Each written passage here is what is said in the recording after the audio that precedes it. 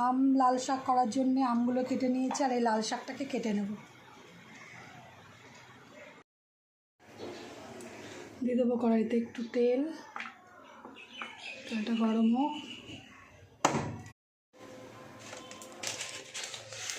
ফোড়নে দেবো কিছুটা সর্ষে, দিয়ে দেবো রসুন, আর দিয়ে দেবো পেঁয়াজ। পেঁয়াজটা ভাজা ভাজা হয়ে গেছে, দিয়ে দেবো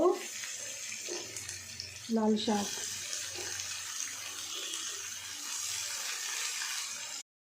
লাল শাকগুলো অল্প ভাজা হয়ে গেছে, দিয়ে দেবো হচ্ছে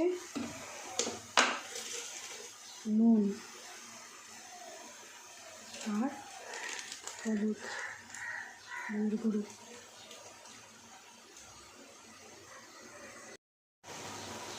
শাক থেকে জল ছেড়ে দিয়েছে, এবার দিয়ে দেবো এই আম বাটাটা। টক লাল শাকের টক করতে এই আম বাটাটাকে দিয়ে দেবো। দিয়ে দেবো একটুখানি চিনি।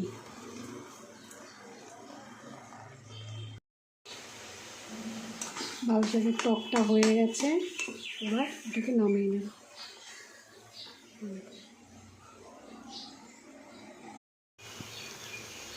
শাকটা হয়ে গেছে,